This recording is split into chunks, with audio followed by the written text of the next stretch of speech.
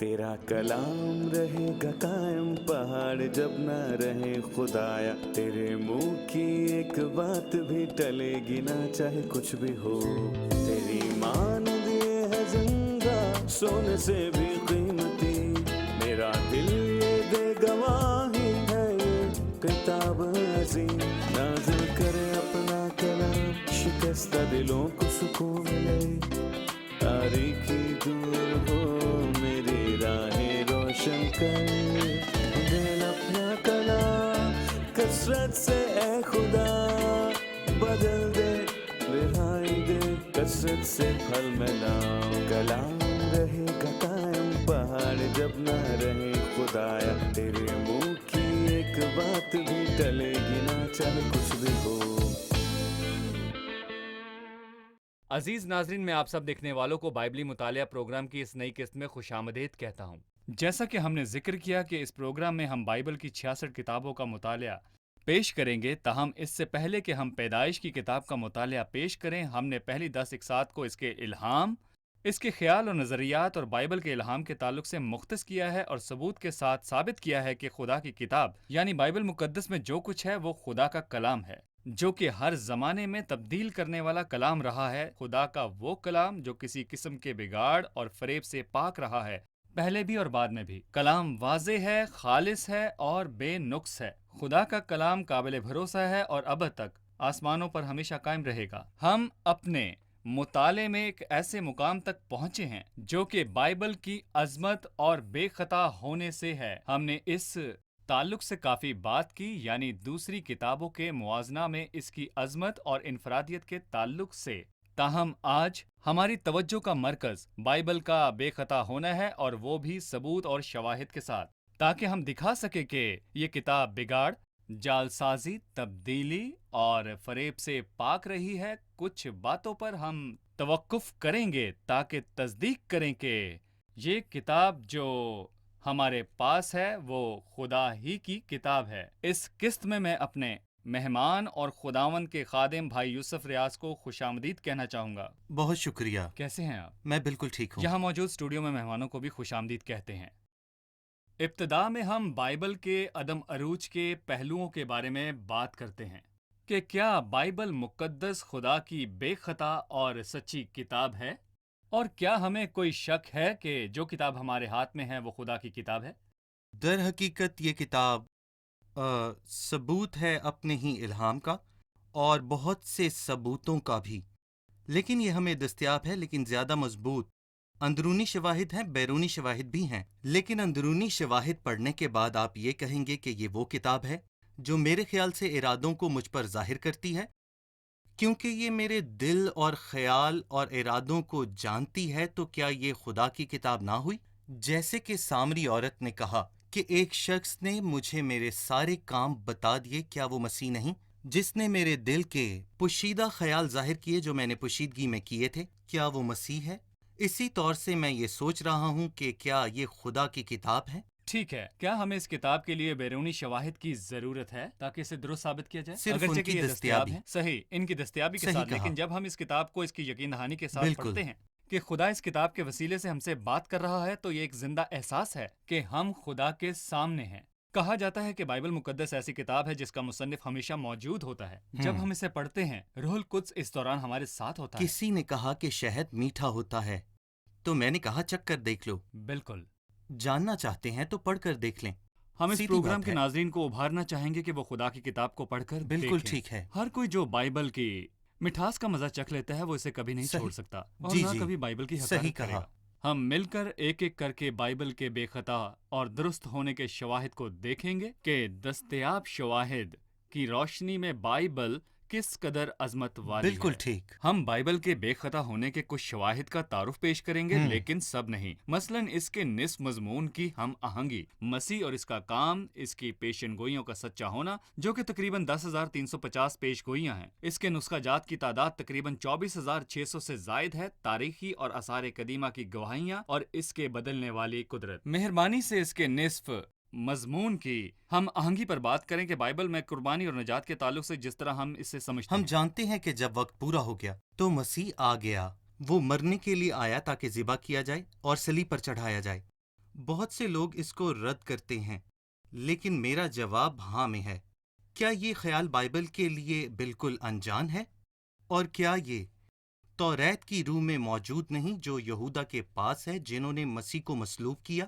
اگر ایسا ہے تو یہ اس الزام کی نفی کرتا ہے کہ اس کتاب میں بگاڑ یا جعل سازی کی گئی ہے یا کچھ اضافہ یا اس میں سے نکالا گیا ہے۔ کیا قربانی بائبل میں خاص مقام رکھتی ہے؟ کیا بائبل کی خاص تمام مقام رکھتی کتابوں ہے، میں؟ اس کا جواب ہے یقیناً۔ ہاں۔ مثال کے طور پر ہم نے پیدائش 3 باب میں باغ عدن کی مثال دی جس میں خدا نے آدم اور اس کی بیوی کے لیے چمڑے کا لباس تیار کیا۔ یہ لباس کہاں سے آیا تھا؟ یقیناً قربانی سے۔ پیدائش 4 باب میں حابل کی قربانی فوری قبول ہو گئی کیونکہ اس کی قربانی جانور کی قربانی تھی، صحیح۔ مگر جس کی قربانی قبول نہ ہوئی وہ قائن تھا۔ ہابل نے جانوروں کے پلوٹے اور پلے ہوئے جانوروں کی قربانی دی۔ درست۔ صحیح۔ جب ہم پیدائش 8 باب تک پہنچتے ہیں تو نوح نے قربانی کی، ہم اس کے تعلق سے پڑھتے ہیں۔ اسی طرح ابراہم کی کہانی شاندار ہے کیونکہ یہ نہ صرف محبت اور بے غرضی کو ظاہر کرتی ہے بلکہ نجات اور متبادل کو بھی ظاہر کرتی ہے۔ خدا نے ابراہم سے یہ نہیں کہا کہ وہ اپنے امتحان میں کامیاب ہو گیا، اب اپنے بیٹے کو سلامتی سے گھر لے جا،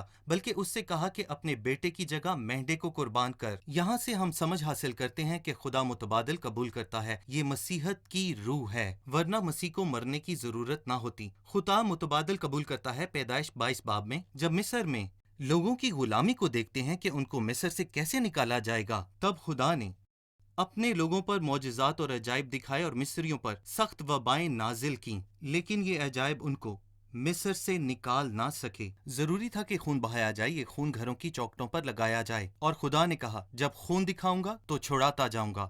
یہاں ہم نجات کے تعلق سے خون کی اہمیت دیکھتے ہیں، اور جب ہم احبار کی کتاب تک پہنچتے ہیں تو یہ قربانی کے تعلق سے ہے، اور اس دن کو بائبل مقدس میں یوم کفارہ کہا گیا ہے۔ یہ احبار 16 باب میں کفارے کے طور پر دکھایا گیا۔ جب سردار کاہن اپنے لوگوں کے کفارے کے لیے خون لے کر پاک مقام میں داخل ہوتا، یہ عمل ہم احبار 16 باب میں بھی دیکھتے ہیں۔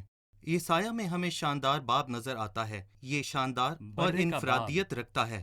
یسایہ نے اس طرح لکھا کہ گویا وہ اس سب کا چشمدید گواہ ہو، یعنی جو کچھ کلوری کے مقام پر ہوا۔ یسایہ نے مسیح سے 700 سال قبل پیشن گوئی کی تھی۔ یوحنا پہلے باب میں یوحنا بپتسمہ دینے والے نے یہ کہتے ہوئے گواہی دی تھی کہ یہ خدا کا برہ ہے۔ مکاشفہ کی کتاب جو کہ بائبل کی آخری کتاب ہے، کچھ لوگ اسے برے کی کتاب بھی کہتے ہیں کیونکہ لفظ برے کی اصطلاح کا مکاشفے میں 28 مرتبہ ذکر کیا گیا ہے، جو کہ 7 ضرب 4 کے برابر ہے۔ یہ اس کا ایک پہلو ہے۔ یعنی نجات کی کہانی بائبل کی ہر کتاب میں موجود ہے، پیدائش سے مکاشفہ تک، صحیح، اور یہ خود صحیح، ساختہ بھی نہیں ہے، صحیح کہا۔ جیسا کہ کچھ کا دعویٰ ہے، جس سے ہمیں پتہ چلتا ہے کہ بائبل کی 66 کتابوں کا بنیادی مصنف روح یقیناً۔ القدس ہے، ایک ہی مصنف اور ایک ہی نصف مضمون ٹھیک ہے۔ ایک چھوٹے سے وقفے کے بعد ہم حاضرین کے سوال و جواب کے ساتھ حاضر ہوں گے۔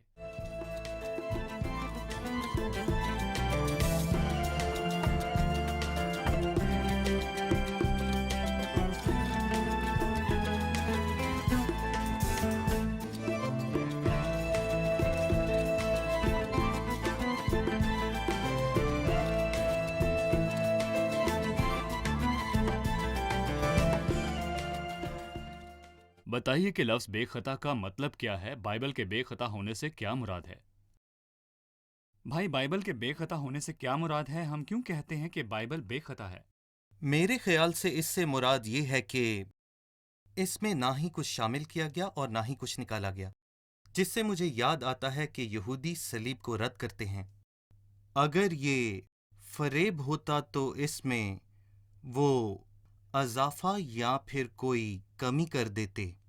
میرے خیال سے وہ سب سے پہلا کام یہ کرتے کہ خدا کے کلام سے ہر اس بات کو نکال دیتے جس سے صلیب کا عکس نظر آتا صحیح۔ ہے۔ وہ مسیح کے منتظر تھے کہ وہ حکومت کرے اور انہیں دنیا کا سردار بنائے، جس کا مطلب ہے کہ وہ خود ساختہ مسیح چاہتے تھے، نہ کہ بائبل کا مسیح۔ وہ ایسا مسیح چاہتے ہیں جو ان کی منشا کے مطابق ہو، اور جو بائبل آپ کے پاس ہے اس میں سے نکال دیں۔ توریت جو آپ کے پاس ہے، جو پیشن گوئیاں آپ کے پاس ہیں، وہ سب خارج کر دیں جو مسیح کی صلیب کی طرف اشارہ ہیں۔ وہ بائبل کے لفظوں کا بہت خیال رکھتے تھے۔ جب ہمارا دور آیا، ہم نے اشارہ کیا کہ پرانے عہد نامے میں مسیح کی صلیب کے تعلق سے ذکر موجود ہے، شاید اس طرح سے نہیں جس طرح سے نئے عہد نامے میں ذکر موجود ہے۔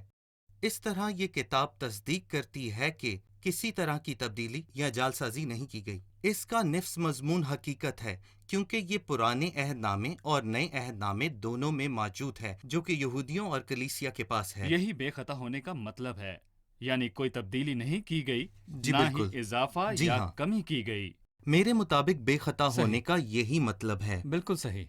وقفے سے پہلے ہم بائبل کے بے خطا ہونے کے پہلوؤں کے تعلق سے بات کر رہے تھے۔ ان میں سب سے پہلے اس کا موضوع اتحاد تھا، یعنی پوری بائبل میں قربانی۔ لیکن ہم ایک اور پہلو کو دیکھیں گے جو اس کے بے خطا ہونے کے تعلق سے ہے، یعنی اس کی نبوتوں، پیشن گوئیوں کی سچائی۔ بائبل میں تقریباً 10,350 پیشن گوئیاں ہیں، 333 پیشن گوئیاں ہیں جو مسیح کے بارے میں ہیں۔ کہا جاتا ہے کہ ان میں 48 کا ایک ہی شخص میں پورا ہونے کے امکانات موجود ہیں۔ اس کا مطلب ہے کہ یہ ناممکن ہے، یہ بہت ہی ناممکن مشکل ہے، ہے، اور ناممکن۔ اس سے ہمیں یہ پتہ چلتا ہے کہ ان پیشن گوئیوں کو ایک ہی شخصیت میں پورا ہونے کا کیا مطلب ہے۔ پھر بھائی یوسف اس کی وضاحت کر دیں کہ کس طرح بائبل کی پیشن گوئیاں بائبل کی صداقت اور بے خطا ہونے کا ثبوت ہے، خاص طور پر مسیح کے تعلق سے، اس کی پیدائش، جائے پیدائش، اس کے نام، اس کی پیدائش کے وقت اور اس کے دکھوں کے تعلق سے اور اس کے جی اٹھنے کے تعلق سے۔ شاید یہ اس کے تعلق سے جو کتاب واضح طور پر مسیح کے بارے میں ذکر کرتی ہے وہ یسایہ کی کتاب ہے،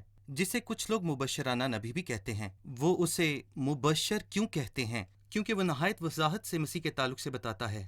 لیکن میں یہ ذکر کرنا نہیں بھول سکتا کہ اس نے مبشرانہ نبی سے کئی سو سال پہلے مسیح کے تعلق سے پیشن گوئی کی تھی، جو کہ پیدائش 3:15 میں ہے۔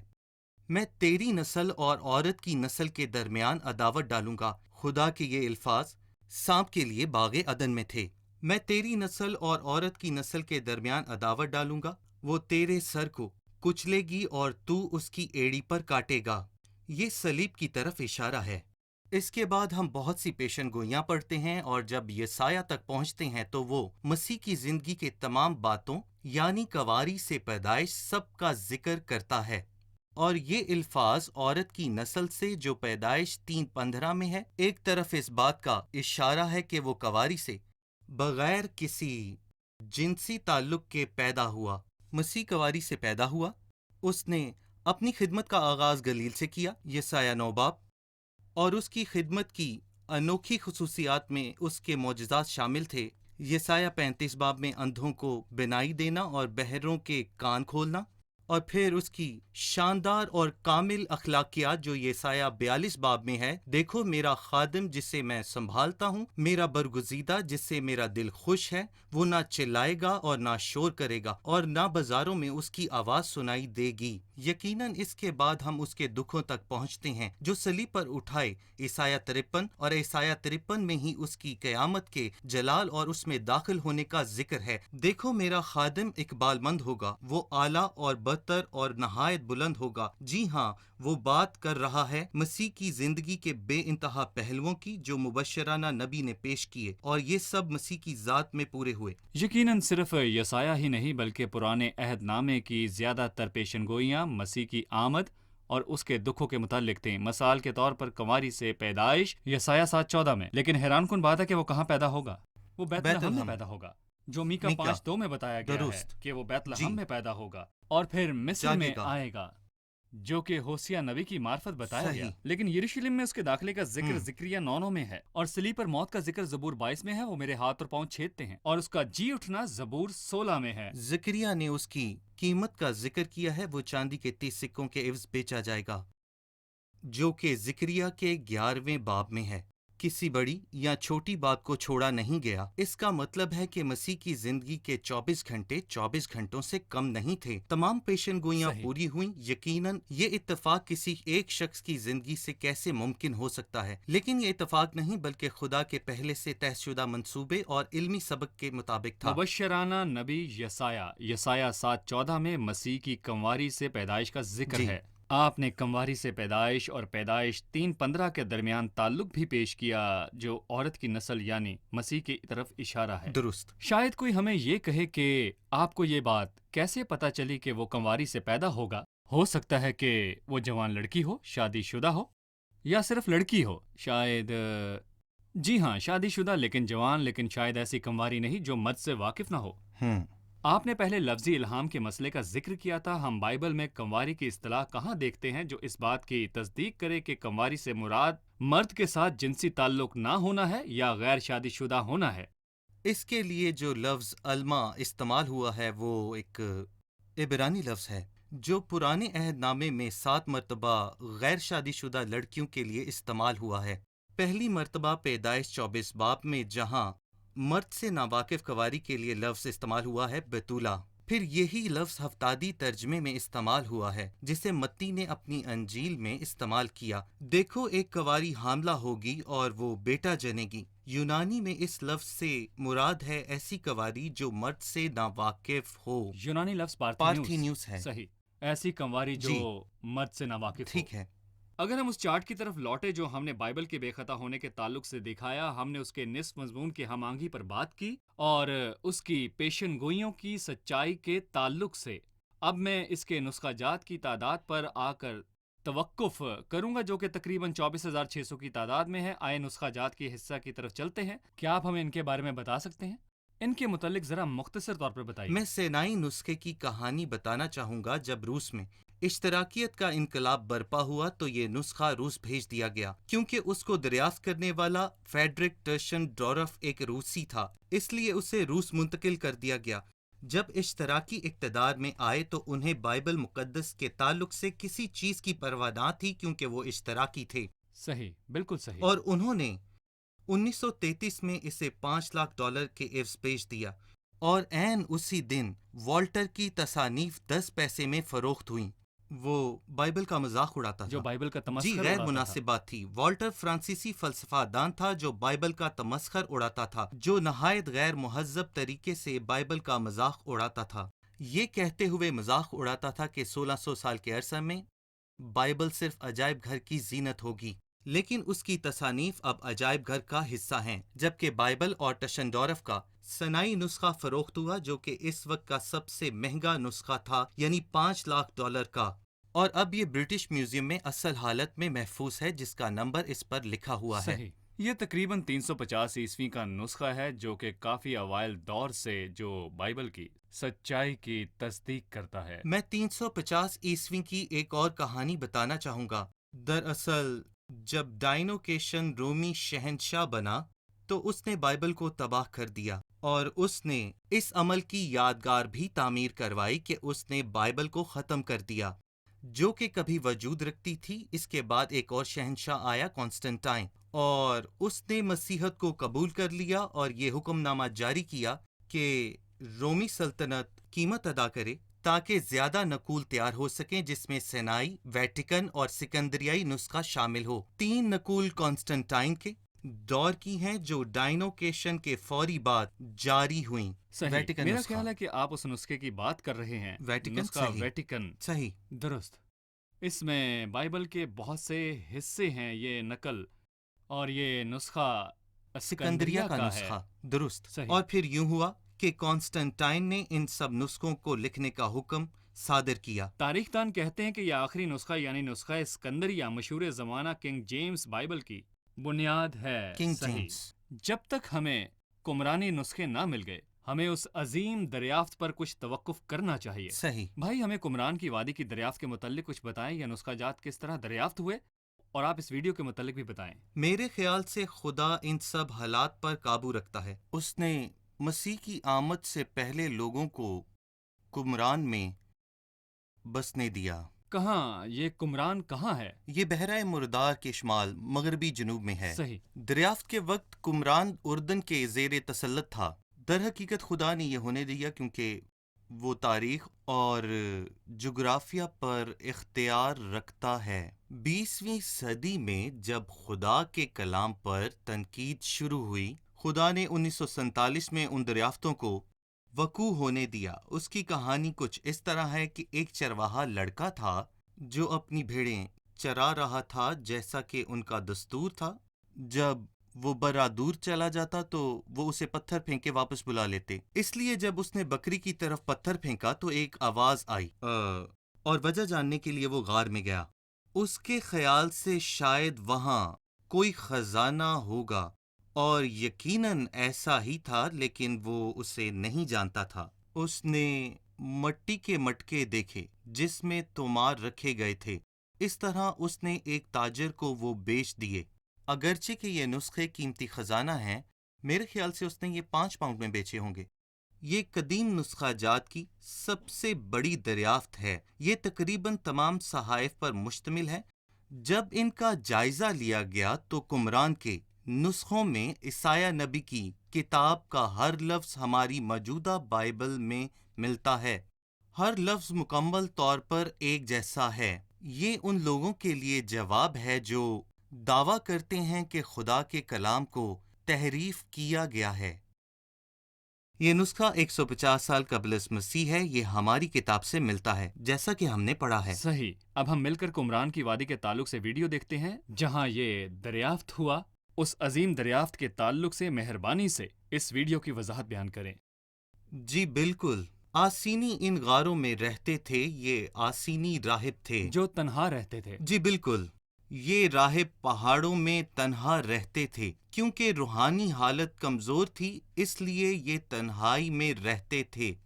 اور ظاہر ہے کہ یہ جس نے پہاڑی علاقہ ان ہے۔ نسخوں کو محفوظ رکھا ہوا تھا جو کہ مٹی کے مرتبانوں میں تھے، جیسے کہ خدا نے عزم کر رکھا ہو کہ وہ ان کی ہماری نسل یعنی آخری نسل تک کیونکہ یہ حفاظت خشک کرے گا۔ علاقہ ہے جس کی وجہ سے یہ یقیناً نسخے خشک ہے محفوظ جس رہے۔ کی وجہ سے یہ نسخے محفوظ رہے، یعنی تومار اور نسخے 2000 سال تک محفوظ رہے۔ اگر یہ کسی اور جگہ ہوتے تو زیادہ صحیح۔ عرصہ تک محفوظ نہ رہتے۔ یہ اسی دریافت کا علاقہ ہے، درست۔ بحیرہ مردار کے قریب۔ یقیناً تاجروں نے ان کی قدر و قیمت نہ پہچانی تو ان کو اس وقت یروشلم میں امریکن انسٹیٹیوٹ آف اسٹڈی بھجوا دیا گیا۔ انہوں نے اس کی قدیم زمانے کے نسخوں کے طور پر شناخت کی، اس لیے امریکہ نے کھدائی کرنے والوں کا ایک گروہ بھجوا دیا جنہوں نے 11 غاریں دریافت کیں جہاں سے ہزاروں سینکڑوں کی تعداد میں بائبل کی بقایات دریافت ہوئیں، جس میں تمام کتابیں شامل تھیں سوائے آستر کی کتاب کے۔ صحیح۔ ہم ایک وقفہ لیں گے اور حاضرین کے سوالات کے ساتھ واپس آئیں گے۔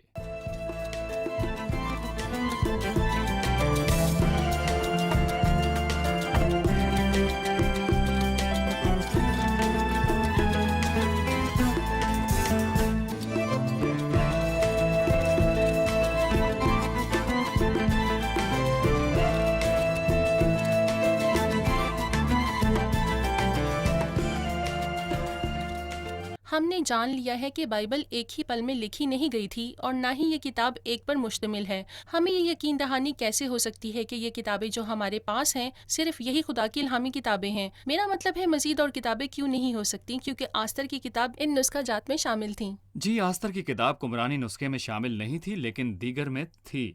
اس کی یقین دہانی کیسے ہو سکتی ہے؟ وہ سب جنہوں نے لکھا وہ کس طرح پر یقین تھے کہ ان سے پہلے لکھی گئی کتاب خدا کا الہام تھی؟ آئیں بائبل کی الہامی کتابوں کے اندر ہی سے دریافت کرتے ہیں۔ یقیناً کتابوں کا انتخاب بیرونی تھا جس کا فیصلہ بائبل کے علماء نے کیا، لیکن آئیں اندرونی انتخاب جو کہ کتابوں کے اندر ہے اسے دیکھتے ہیں۔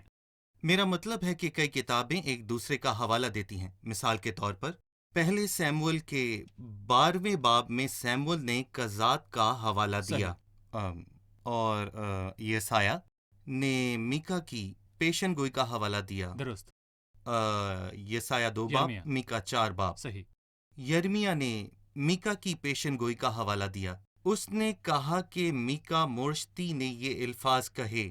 اسی طرح یرمیہ نے اپنی کتاب میں میکا مورشتی کی پیشن گوئی کا حوالہ دیا۔ صحیح۔ دانیل نے یرمیہ کی پیشن گوئی کا حوالہ دیا۔ میں دانیل کی کتاب میں ان برسوں کا حساب سمجھا جن کی بابت خدا کا کلام یرمیہ نبی پر نازل ہوا۔ جب ہم نئے عہد نامے کی طرف آتے ہیں تو مسیح اور پالوس رسول یسایہ نبی کا حوالہ دیتے ہیں۔ جب ہم دوسرا پطرس کا خط پڑھتے ہیں تو وہ حوالہ دیتا ہے کہ عزیز پالوس نے جو لکھا ہے، جس سے مراد عبرانیوں کا خط ہے، یعنی کتابوں میں ایک دوسرے کی طرف حوالہ ہے۔ ہم اسے دیکھتے ہیں۔ جب آپ پہلا تموتیس 5:19 پڑھتے ہیں تو کلام میں لکھا ہے کہ وہ پیشن گوئیوں کا حوالہ دیتا ہے، جو کہ استثناء 25 باب اور لوکا 10 باب میں لکھا ہے۔ وہ ان دنوں کو کلام کہتا ہے اور موسیٰ کی پیشن گوئی کے طور پر ذکر کرتا ہے، اور لوکا کا بطور پیارا طبیب حوالہ دیتا ہے۔ صحیح۔ یہاں ہمیں اندرونی انتخاب نظر آتا ہے۔ اندرونی در حقیقت کتابوں کا اندرونی انتخاب کسی بھی دوسرے جی، ذرائع سے زیادہ بالکل۔ درست ہے۔ لوگ کہتے ہیں کہ یہ الہامی کتاب ہے یا غیر الہامی کتاب، لیکن کلام کا اپنا اندرونی انتخاب ہے۔ میرا خیال ہے کہ کتابیں جب لکھی گئی تو انہیں اور کسی کونسل کی درست۔ ضرورت نہ ہوئی کہ وہ بتائیں کہ کون سی کتاب الہامی ہے اور کون سی نہیں۔ ایک مرتبہ جب کتاب لکھی جاتی ہے تو فوری طور پر خدا کے لوگوں میں پھیل جاتی ہے جو اسے بطور خدا کا الہام پہچان لیتے ہیں۔ صحیح، مجھے یاد ہے کہ یسایہ کی کتاب نے ایک شخص کی زندگی میں بڑی تبدیلی پیدا کی۔ ان کتابوں کا اثر ان کے الہامی ہونے کی تصدیق کا پہلو ہے، لوگوں کے دلوں پر اور پڑھنے والوں کے دلوں پر۔ آپ کا شکریہ۔ آپ کے خیال میں یہ جواب کافی ہے؟ حقیقت میں مکمل طور پر نہیں سمجھتی۔ اگر ہم صرف کتاب میں موجود کسی دوسری کتاب کے حوالے سے ثبوت حاصل کریں تو ہم ان کتابوں کے تعلق سے کیا کہیں جو دوسری کتابوں کے حوالہ دیتی ہیں لیکن انہیں الہامی کتاب نہیں سمجھتے۔ کلام میں لکھا ہے کہ بادشاہوں کا باقی حال فلاں ٹھیک ہے، فلاں کتاب میں موجود درست۔ ہے۔ کیا صرف کسی دوسری کتاب کا حوالہ یہ تاثر دیتا ہے کہ وہ کتاب الہامی ہے؟ جیسے یاشر کی کتاب کو ہی لیں۔ جیسے ہی کتاب لکھی جاتی ہے تو ایماندار اسے قبول کر لیتے ہیں، لیکن اگر ایسی کتابیں ہیں جو کہ بائبل میں شامل نہیں تو میرا خیال ہے کہ ان کی غیر موجودگی یہ واضح کرتی ہے کہ وہ خدا کے الہام کا حصہ صحیح۔ نہیں، کیونکہ خدا نے اسے محفوظ نہیں کروایا جیسا کہ اپنے کلام کو۔ اے خدا، تیرا کلام ابد تک قائم ہے، اس لیے اگر کوئی کتاب ہمارے پاس موجود نہیں تو یہ بذات خود ایک ثبوت ہے۔ اے خدا، تیرا کلام آسمان پر ابد تک قائم ہے۔ ہم یقیناً یہ نہیں کہہ رہے کہ الہام کی پرکھ کا نہیں، صرف نہیں۔ یہی ایک پہلو نہیں، ہے، ابھی بھی بہت دیگر سے پہلو بھی ہیں، ہیں جو کافی متن زیادہ میں ہیں۔ موجود ہوں گے۔ صحیح۔ بھائی، آپ کا شکریہ۔ ہم قسط کے اختتام پر پہنچ چکے ہیں۔ آئے مہمانوں سے اس کے بارے میں پوچھیں۔ بتائیں ہم نے آج کیا سیکھا؟ یہ بہت حوصلہ کن تھا۔ بائبل کے بے خطا ہونے کے مضبوط شواہد ہیں جو کہ اس کے نصف مضمون کی ہم آہنگی ہے۔ پیدائش کی کتاب کے آغاز سے جب خدا نے چمڑے کا لباس بنایا اور انہیں مکاشفہ کی کتاب میں پہنایا، ہم اسے ذبح کیے ہوئے برے کے طور پر دیکھتے ہیں۔ صحیح۔ بائبل ہمارے پاس بآسانی دستیاب ہے، ہم اسے بچپن سے پڑھنے کے عادی ہیں اور ہم اس حقیقت کو نہیں سمجھ سکتے کہ یہ در حقیقت خدا کا کلام ہے، اگرچہ کہ بائبل خود سچائی سے بیان کرتی ہے کہ یہ خدا کا کلام ہے، یعنی خدا کا کلام ہمارے ہاتھوں میں ہے۔ اب ہم اس پر کیسا رد عمل ظاہر کریں؟ ہمیں اس کے تعلق سے اپنا رویہ بدلنے کی ضرورت ہے۔ بائبل مقدس خدا کا کلام ہے جس کے بیرونی شواہد بھی ہیں، جیسا کہ وسیع پیمانے پر اس کے 24,600 نسخہ جات ہیں، اور اندرونی شواہد جیسا کہ اس کی پیشن گوئیوں کی سچائی جو مسیح کے بارے میں اس کی پیدائش، دکھوں اور جی اٹھنے کے تعلق سے ہیں۔ بائبل مقدس عظیم کتاب ہے۔ شکریہ، خدا آپ کو برکت دے۔ بھائی یوسف، آپ خدا کا بھی آپ کو شکریہ۔ برکت دے۔ ناظرین، ہم خدا کی کتاب کے سامنے ہیں۔ اس کی اپنی عظمت ہے کیونکہ خدا نے اپنے کلام کو اپنے نام کے مطابق عظمت دی ہے۔ ہم اس کلام کے سامنے جھکتے ہیں کیونکہ یہ خدا کا زندہ کلام ہے۔ جب ہم اس کے سامنے تعظیم سے جھکتے ہیں تو روح القدس اس کی عظمت کو ہم پر عیاں کرنے میں دیر نہیں لگائے گا، اس لیے ہم اس کتاب کی تعظیم میں جھکتے ہیں۔ دشمن ہمیں خدا کی سچی باتوں کے متعلق شک میں مبتلا نہیں کر سکتا اگر ہم اس کتاب کے سامنے خود کو حلیم رکھیں اور اپنے اندر سیکھنے کا روح رکھیں، لیکن اگر ہم خود کو اس سے برتر سمجھیں اور اس کا ایسا جائزہ لیں کہ ہم شاید کوئی عالم ہیں، تو پھر دکھاوا دینے والا ہمیں بائبل کی سچائیوں کے تعلق سے شک میں مبتلا کرے گا۔ آئیں بیریا کے لوگوں کی طرح عمل کریں جو نیک ذات تھے۔ یہ لوگ تھسلونیکا کے یہودیوں سے نیک ذات تھے۔ اعمال کی کتاب اس کے 17 باب 11ویں آیت میں لکھا ہے، کیونکہ انہوں نے بڑے شوق سے کلام کو قبول کیا اور روز بروز کتاب مقدس میں تحقیق کرتے تھے کہ آیا یہ کتابیں اسی طرح ہیں۔ ناظرین، ہمارے پروگرام کا وقت ختم ہوا چاہتا ہے۔ اگلی قسط تک کے لیے اجازت دیجیے۔ خدا آپ کو برکت دے۔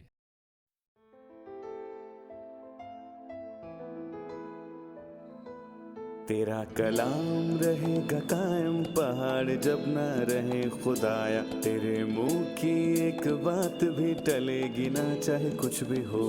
تیری مان دیے ہے زندہ، سونے سے بھی قیمتی، میرا دل یہ دے گواہی ہے یہ کتاب عظیم، نازل کرے اپنا کلام، شکستہ دلوں کو سکون ملے، تاریکی دور ہو میری راہیں روشن کر، دل اپنا کلام کثرت سے اے خدا بدل دے، رہائی دے کثرت سے پھل میں لاؤ۔ کلام رہے گا قائم، پہاڑ جب نہ رہے خدایا، تیرے منہ کی ایک بات بھی ٹلے گی نہ چاہے کچھ بھی ہو۔